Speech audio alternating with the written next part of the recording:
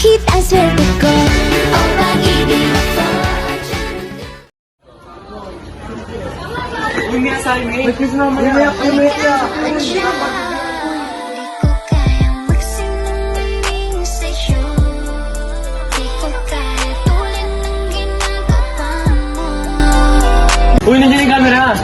Uy, nandiyan na yung camera. Isa pang kalabit mo, malalaman mo mission ko. Uy! Isang mapagpalang araw sa inyong lahat. Ako nga pala si Siki Juris Pinaraha mula 9 na posible, pangkat ikalawa sa ESP9. Ang aking misyon bilang estudyante, hep, leader na estudyante ay maging malinis at magandang halimbawa sa kapwa ko estudyante, tumulong at maging boses sa kapwa ko estudyante. Hangarin ko rin na mag-aral na mabuti para sa aking kinabukasan. Kaya naman, no sa pagtalikod na activities ha, mas better if you choose to be more wiser. Sige, ikaw. Magandang araw po sa inyo lahat. Ako po si Aiden Jantipad. Mula sa Line Posible, pangkat ikalawa sa ESP9. Ang misyon ko bilang isang mamayan ay sumunod sa mga batas, katulad ng pagtawid sa tamang tawiran o pedestrian lane at sumali sa mga programa ng barangay at mapabuti ang paikitungo sa mga kapwa. Magandang araw sa inyo lahat. Ako nga po pala si Daniel R. Olve. Mula sa 9 Apasible, pangkat dalawa, ang misyon ko bilang anak ng Diyos ay mapalapit talo sa loob ng Diyos at magpatibay na pananampalataya at magpakalat ang sa Diyos. Isang magandang hapon sa ating lahat. Ako nga po pala si Warren Garcia. Mula ikasyam na baitang mula sa Apasible.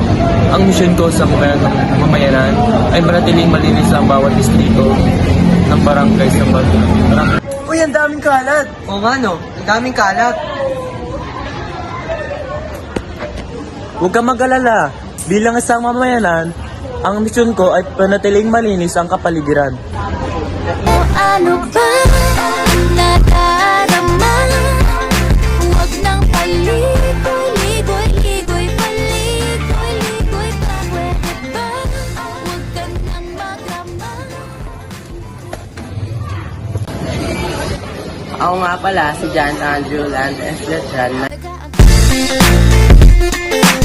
na Apasible, pangkat dalawa, at ang misyon ko sa pagiging anak ng Diyos ay may pakalat ang salita ng Diyos at pagiging Ako nga po pala si Langis J. Canayolaga sa ikasyam na baita at tangalin ko po maging mabuting kapatid at alagaan sila ng maigi at para po sa kanilang ikabubuti. In love. Magandang araw sa ating lahat. Ako nga pala si Mike Merson City Negroso. Mula sa 9 na Posible Group 2. Ano nga ba ang aking layunin bilang isang anak? Ang aking layunin ay sumunod at tuparin ang kanilang pangarap para sa akin. Best in Math, Best in Science, Best in ESP, Best in AP, sa pinakamahusay sa talata. Mamaya pag-uwi mo, ay pasunod mo isa. Anong gusto mo? Barbie!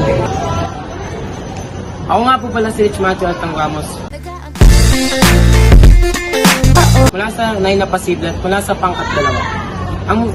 Ang misyon ko bilang isang mabuting estudyante ay makinig sa mga turo ng mga guro at sumunod sa mga batas ng paaralan. Good day everyone, my name is Annie Gabriela. Iyak lang from 9 Apasible Group. Mission ko bilang kapatid is maging matulungin at maging mabait sa kanila. Kagaya ng pagtulong sa kanila sa gawaing bahay. Ang isa ko pong mission bilang kapatid is matutuwa sa kanilang pagkakamali at mga achievements nila. Gusto ko din maging maaasahan na kapatid. Kahit pagpata pa ako, kaya ko pa rin makinig sa kanilang mga problema at tumulong kahit sa simpleng paraan. At balang araw makikita din nila ako na hindi bilang bunso, pero isang tao na kahit tumayo sa kanyang sariling paa. Magandang araw sa inyo lahat. Ako nga po pala si Maxine Albercoma.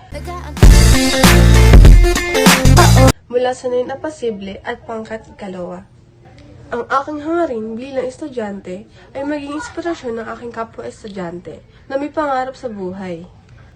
Ako ay magiging responsable sa mga gawain at gagawin ko ang aking makakaya upang maging handa sa aking kinabukasan. Thank you. Huwag ka nang magrama.